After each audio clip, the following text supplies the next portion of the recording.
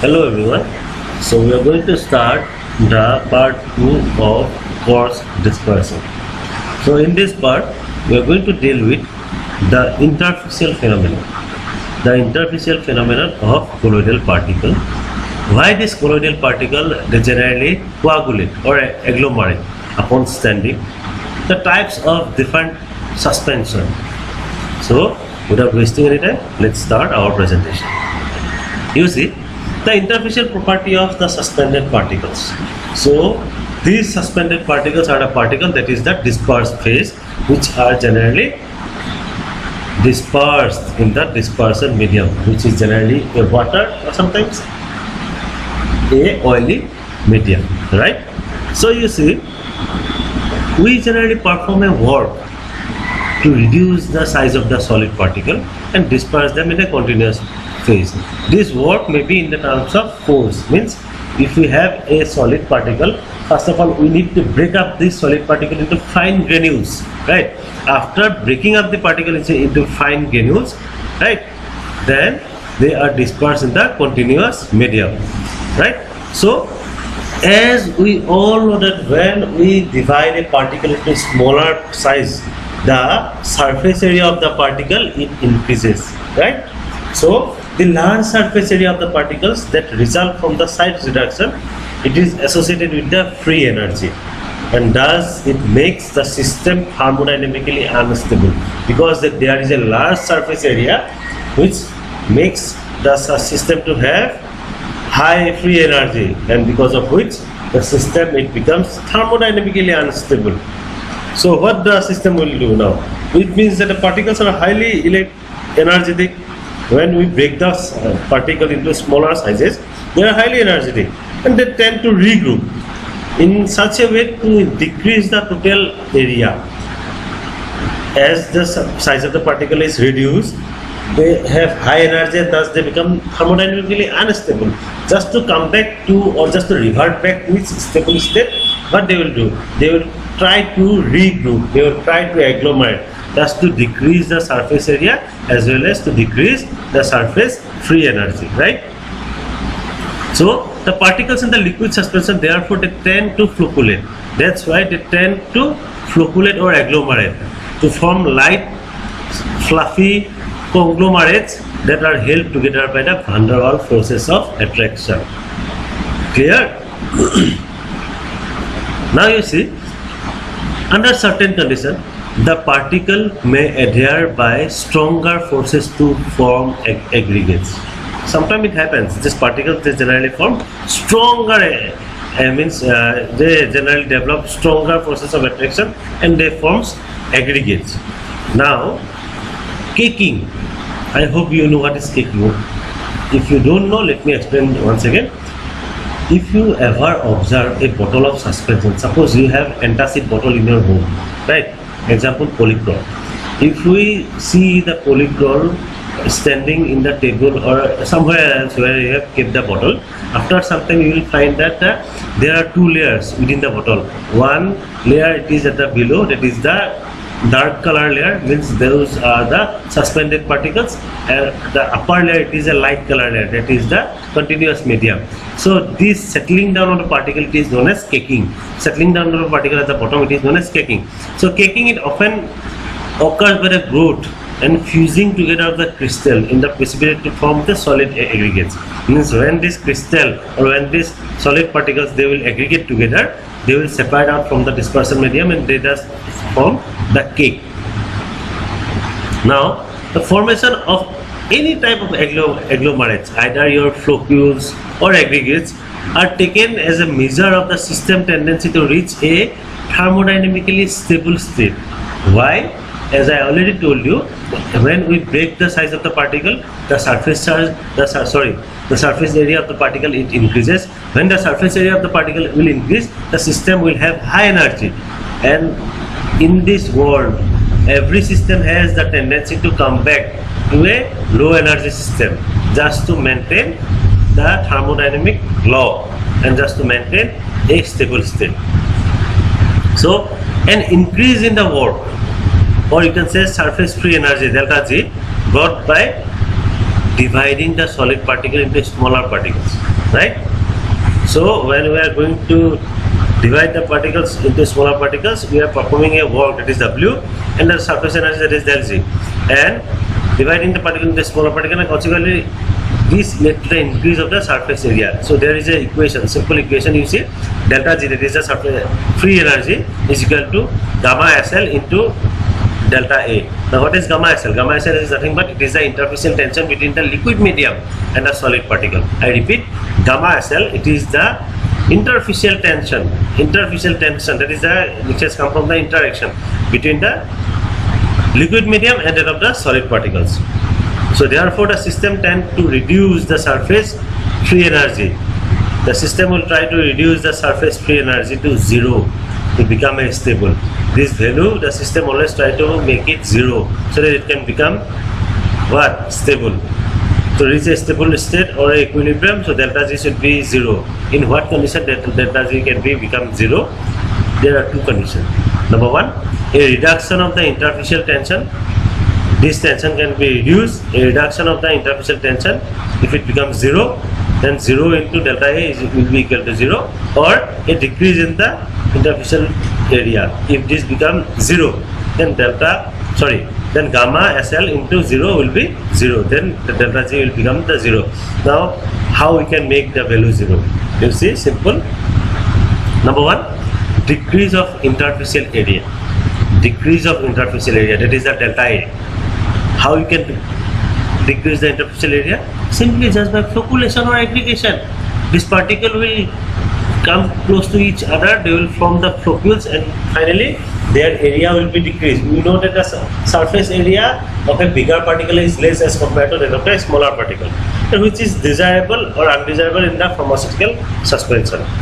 Now you see, there is a simple theory. The interfacial tension can be reduced by the interfacial tension, that is the gamma SL, can be reduced by addition of a surfactant, but cannot ordinarily become equal to 0. So let us consider the first one, right? Because we cannot make the gamma SL value 0. So let us start, or just consider the first module, how to decrease the delta G. A suspension of insoluble particles, they usually possesses a finite positive interfacial tension, and the particles tend to flocule. I repeat, a suspension of insoluble particles means that of the solid particles. They usually possess, they have a finite positive interfacial tension. They have a finite positive interfacial tension, and the particles, they generally tend to flocculate. Flocculate means they tend to agglomerate or aggregate, right? The force at the surface of a particle, it affects the degree of flocculation and agglomeration in a suspension. I repeat, the force at the surface of a particle, they affect the degree of flocculation and agglomeration in a suspension. So you see, the force of attractions are the van der Waals type. The force of attraction between the particles are van der Waals type. Moreover, the repulsive forces arises from the interaction of electric double layer surrounding each particle. Now let us consider this. What is electric double layer? We know that whenever we suspend a solid particle in a dispersion medium, just remember what we have learned in the lyophilic salts. What happens in the lyophilic salts? The dispersion medium, they form a sheet over the what? Over the solid particle. The dispersion medium, they form a sheet over the solid particles, and this dispersion medium, if it have a charge, either you're positive or negative, this charge will form a layer.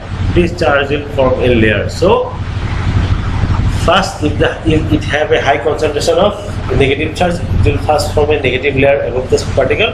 Then it is not like that the dispersion medium will only have the negative charge, they will also have the positive charge. Next, what will happen? The positive charge will come over the negative layer over the particles, and it will form a electric double layer. Means suppose there is in the core, there will have the particles. Above the particles, there will have a negative charge layer. Above the negative charge layer, we will have a positive charge layer. That is known as the electric double layer, which surround the solid particle in the suspension. So when the particle approach each other. Now these particles in the suspension, they are suspended, right? Now when this particle approach each other, they experiences a negative force.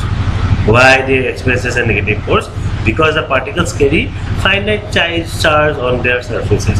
So when the particle, they are approaching each other in a suspension, they generally experience a repulsive forces because the particles carry a finite charge on their surfaces. So when the repulsion is high between the particle, when the repulsion is high, the potential barrier is also high, right? And thus the collision of the particle, it is opposed. So when the repulsion is high, so when the repulsion between the particles is high, the potential barrier to agglomerate is also high. The potential barrier to agglomerate is also high. Thus the collision of the particle is opposed. Thus the particles cannot come close to each other because there is a force of repulsion, and aggregation of the particle is prevented, right? So the individual solid particles present in the suspension, they will remain now as independent because they cannot come close to each other, as because they have the charge layer above them. This charge layer, it causes a repulsion, and the sedimentation of particles in this process, it is very slow, right? So such system, it is known as deflocculated system, means they don't generally try to get flocculated or get aggregated. So these are known as the deflocculated system. Now, when the particles are separated, the next condition you should remember. But when the particles are separated by longer distance of approximately 10 to 20 meters, if the particles are separated by longer distance of 10 to 20 meters, the distance between the particles are 10 to 20 meters, so not meter, it is a nanometer. When the distance between the particle is 10 to 20 nanometer, a weak attractive forces can exist. If the particle come close to, or if the particle come less than 10 nanometer, they will experience a repulsive forces. But if the distance between the particle is 10 to 20 nanometer, then sometimes these particles, they experience a attractive forces just beyond the range of the electric layer of repulsive forces. Clear? In such condition, what will happen? Now, if the distance is more, the particle will experience some sort of attractive forces, and this region is called secondary minimum. And this region is known as secondary minimum. The distance between the two particles, it is in between 10 to 20 nanometer. This region, it is known as secondary minimum, and it is responsible for flocculation of the particle, because here what will happen, the distance is more, then definitely the forces of attraction will take place, and they generally form a fluffy aggregates or a open network of aggregated particles, and generally they will form the floccules, and this is known as the flocculated suspension. This is known as the flocculated suspension. So in flocculated suspension, you should remember, in the flocculated suspension, the distance between the particle is in the range of 10 to 20 nanometer, but in the deflocculated suspension, it is less. So when the distance is less, the forces of repulsion is increases, and thus the system, they don't agglomerate or aggregate with one another. So let us discuss the difference between the flocculated and deflocculated. So you see, deflocculated suspension, they generally, their appearance is present appearance due to uniform dispersion of the particles. In the deflocculated suspension, the particles, they generally remain suspended throughout the system, but in the flocculated suspension, they sediment and a clear supernatant layer is seen. As I told you, in case of antacid suspension, the particles, they settle down, so you get two layers. One is the below layer, the bottom layer, it is the layer of the sedimented particle, and the top layer, it is the layer of the supernatant. So here the supernatant, in the deflocculated suspension, the supernatant means the dispersion medium, or the above layer, it remains cloudy. Why cloudy? Because some of the particles, they are still suspended over the, or in the supernatant region. But here in the flocculated suspension, the supernatant is clear, because all the particles, they try to settle down at the bottom. So in the deflocculated suspension, the particles, they experience repulsive force, but in the flocculated suspension, the particles, they experience weak attractive forces. In the deflocculated suspension, the particle exists as a separate entities, but in the flocculated suspension, they act as a loose aggregate. They form a loose aggregate as a network of aggregate. In the deflocculated suspension, the rate of sedimentation is low, or you can say slow. But the rate of sedimentation in the flocculated suspension, it is higher. It is very high as compared to that of the deflocculated suspension. The particles settle independently and separately in the deflocculated suspension. In the deflocculated suspension, the particle, they independently settle down. They independently settle down. Right? But in the flocculated suspension, the particles, they settle down as a flux, because in the flocculated suspension, the particle will have attractive forces among each other, so they just settle down as a layer, or you can say as a network, or as a you can say as a network or as a branch. They generally settle down. So the sediment, one more thing, the sediment is closely packed and they form the hard cake. In the deflocculated suspension, if the sediment settle down, sediment means if the particles settle down, they generally form a close pack. They generally get close to one another and they generally form the hard cake.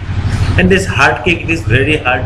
If it is suppose if the hard cake has formed at the bottom, and it becomes generally very hard to resuspend the particle, because particles they generally don't have interaction with the nearby particles, so they will settle by their own.